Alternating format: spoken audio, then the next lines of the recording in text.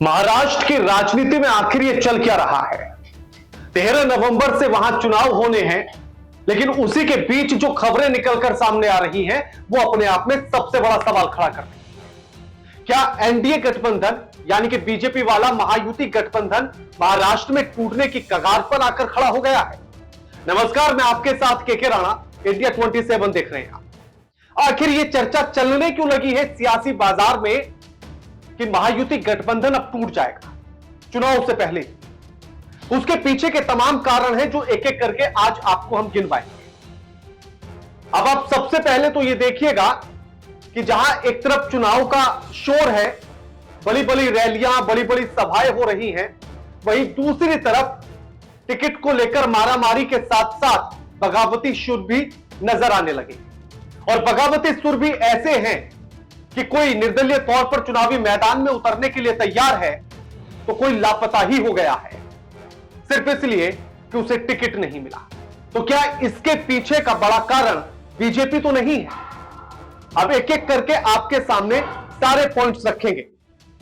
सबसे पहले तो यह देखिए कि बीजेपी की एक्स एमएलए है तृप्ति सावंत, जिन्होंने बीजेपी को छोड़ा और मन से यानी कि राज ठाकरे की पार्टी में शामिल हो गई, और यह बीजेपी के लिए एक बड़ा झटका माना जा रहा है। अब वो बांद्रा पूर्व से चुनावी मैदान में होंगी, और यह बांद्रा पूर्व की सीट वही सीट है जहां से जिशान सिद्दीकी चुनावी मैदान में है। बाबा सिद्दीकी के बेटे अजित पवार की पार्टी एनसीपी के उम्मीदवार के तौर पर चुनावी मैदान में है। अब उनके सामने सोचिए कि उन्हीं की सहयोगी, पुरानी सहयोगी उनके सामने होंगी तृप्ति सावंत, जो अब मन से पार्टी से चुनावी मैदान में हो। अब राज ठाकरे अगर अपनी पार्टी से चुनावी मैदान में उतार रहे हैं, ऑलरेडी वो बीजेपी की कैंडिडेट रह चुकी हैं, तो सीधा सा सवाल ये उठता है, या यूं कहें कि समीकरण सीधा सा ये बनकर सामने आता है कि नुकसान इसका बीजेपी को होने वाला है। इसका एक और दूसरा पहलू देखिएगा। बीजेपी के एक्स एमएलए हैं अतुल शाह, जो बगावती हो गए हैं, और उन्होंने यह भी ऐलान कर दिया है कि मैं तो निर्दलीय चुनाव लड़ूंगा।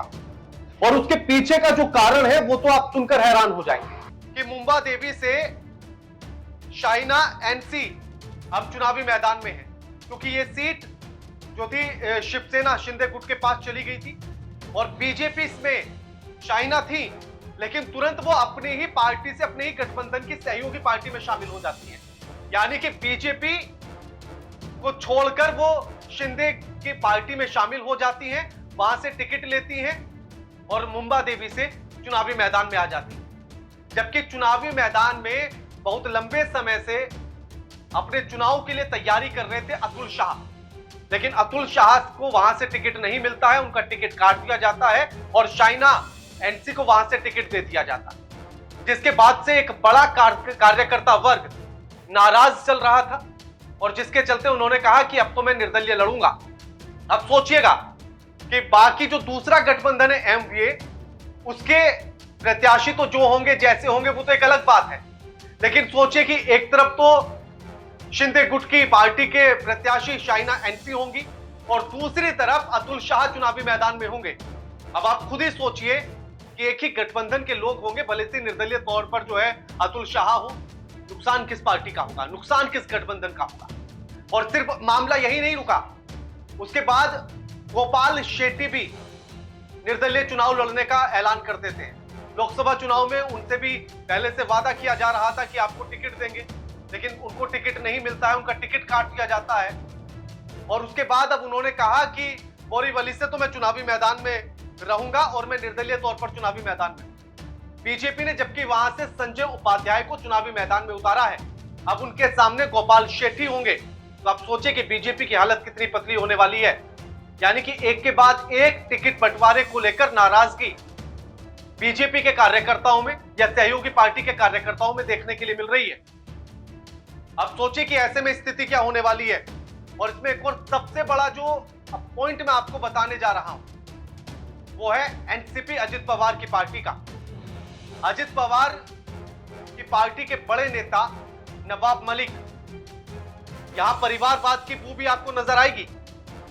अब आप ये सोचिए कि नवाब मलिक लगातार जो था टिकट मांग रहे थे, उन्हें टिकट नहीं दिया जा रहा था, बीजेपी ने एक बार को तो बिल्कुल इनकार कर दिया था कि वो कई घोटालों में उनका नाम है, इसलिए हम टिकट नहीं देंगे। लेकिन उसके बाद उन्होंने सीधे तौर पर यह ऐलान कर दिया कि मैं तो चुनावी मैदान में रहूंगा, मैं चुनाव लड़ूंगा, चाहे मुझे निर्दलीय ही चुनाव क्यों ना लड़ना पड़े। और उनकी इसी बात को सुनने के बाद अजित पवार ने उनको यह इशारा कर दिया कि ठीक है, तुम नामांकन भर लो। जहां से समाजवादी पार्टी के महाराष्ट्र के प्रदेश अध्यक्ष अबू आजमी जो है चुनावी मैदान में है, वहीं से नवाब मलिक अपना नामांकन पत्र भर रहे हैं, यानी कि शिवाजी नगर मानखुर्द से। अब इसमें सबसे बड़ा पॉइंट यह समझिएगा कि उन्हीं की जो सहयोगी पार्टी है उसका उम्मीदवार भी उसी मैदान में होगा। लेकिन अजित पवार ने अपने नेता को भी इशारा कर दिया कि आप लड़िए। और आपको यह भी बताएंगे कि क्या कुछ कह रहे हैं नवाब मलिक अपना नामांकन भरने के बाद। जब तक भरा नहीं था तब तक तो सीधे तौर पर कह रहे थे कि मैं नामांकन भरूंगा, चाहे कुछ भी हो जाए, मैं चुनाव लड़ूंगा, क्योंकि मानखुर्द में जो है बहुत नशा है, गुंडागर्दी है, वो मेरे चुनाव जीतने के बाद ही खत्म होगी। आज राष्ट्रवादी कांग्रेस पार्टी के उम्मीदवार की हैसियत से अपना नामांकन भरा है। साथ ही साथ मैंने इंडिपेंडेंट भी नामांकन दाखिल किया है। अभी तक पार्टी का एबी फॉर्म नहीं मिला है, नहीं पहुंचा है। अगर समय के भीतर नामांकन भरने के बाद एबी फॉर्म पहुंच जाता है तो राष्ट्रवादी कांग्रेस पार्टी के उम्मीदवार की हैसियत से चुनाव लड़ेंगे, नहीं तो इंडिपेंडेंट हमने फॉर्म भरा है, इंडिपेंडेंट चुनाव लड़ेंगे।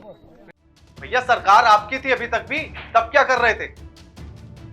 अब उन्होंने नामांकन भर दिया है तो अब वो ये कह रहे हैं कि मैंने पार्टी के तौर पर भी, यानी कि पार्टी के नेता के तौर पर भी भरा है और इंडिपेंडेंट भी भरा है। अब आप सोचिए इसमें कि अगर किसी वजह से बात मन जाती है, बीजेपी भी मान जाती है, तो पार्टी की तरफ से लड़ेंगे, नहीं तो निर्दलीय तो वो लड़ ही रहे हैं हर हाल में। दोनों तरह से उन्होंने पर्चा भर दिया है।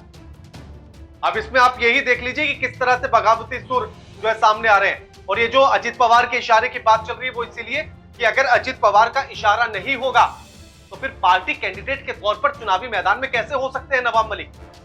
पार्टी के तौर पर पर्चा तभी भरा जब अजित पवार का इशारा मिला होगा। और यहां सोचिए कि उनकी बेटी को भी जबकि चुनावी मैदान में उतार रखा है। अरुण शक्ति नगर से जो है उनकी बेटी है सना मलिक, वो चुनावी मैदान में है। यहां बीजेपी को ना तो परिवारवाद नजर आ रहा होगा, एक तरफ जिशान सिद्दीकी चुनावी मैदान में है और दूसरी तरफ जो है सना मलिक है। पिता भी चुनावी मैदान में, बेटी भी चुनावी मैदान में। एक और श्रीनिवास वनगा है, एमएलए हैं, लेकिन वो लापता चल रहे हैं। और इसको लेकर आरोप महाराष्ट्र के मुख्यमंत्री शिंदे पर लग रहा है। उनको टिकट नहीं दिया गया पालघर से, और जिसके चलते उन्होंने प्रेस कॉन्फ्रेंस में ये खुले तौर पर कहा, यहां तक कि वो प्रेस कॉन्फ्रेंस करते रोने लगे कि मुझे टिकट नहीं दिया गया।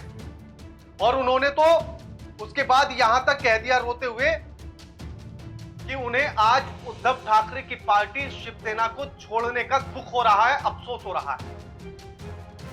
उन्होंने यह भी कहा कि एकनाथ शिंदे को अपने वफादार लोगों को संभालना नहीं आता है, कि मैं ही था जब शिवसेना टूट रही थी और मैं एकनाथ शिंदे के साथ खड़ा था, उनका समर्थन कर रहा था, उनके लिए सारे विधायकों को एकजुट कर रहा था, उसमें पूरी हेल्प कर रहा था।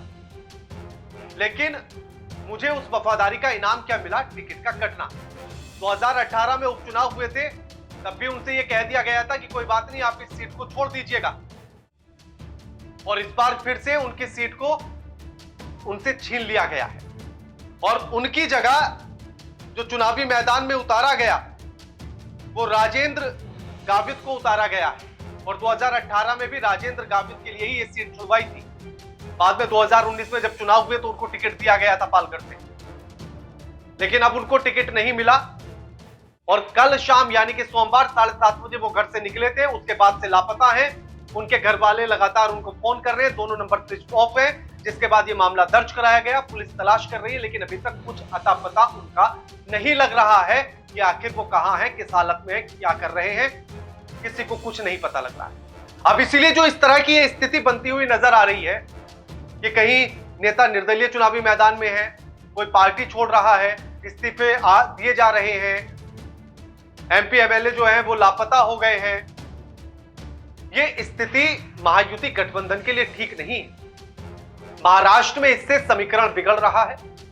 और आप सोचिए कि अगर किसी पार्टी का पुराना नेता, पूर्व नेता चुनावी मैदान में हो और अब एक जो पार्टी की तरफ से उतारा गया है चुनावी मैदान में वो हो, तो वोट तो उसी पार्टी के, उसी गठबंधन के कटेंगे। इसलिए नुकसान बीजेपी को महाराष्ट्र में हो सकता है तमाम सीटों पर, चाहे फिर वो गोपाल शेट्टी की सीट क्यों ना हो, अतुल शाह की सीट क्यों ना हो, या फिर बाकी नवाब मलिक वाली सीट क्यों ना हो, या फिर राजेंद्र गावित वाली सीट क्यों ना हो। इन तमाम सीटों पर इसका नुकसान हो सकता है और इसका असर दूर तक जा सकता है। आप महाराष्ट्र के समीकरण को लेकर क्या कुछ समझ रहे हैं, किस तरह से देखते हैं, आपको क्या नजर आ रहा है चुनावी समीकरण महाराष्ट्र का, हमें वीडियो में कमेंट करके जरूर बताइएगा। वीडियो को लाइक कीजिए, शेयर कीजिए और चैनल को सब्सक्राइब करना मत भूलिएगा। नमस्कार।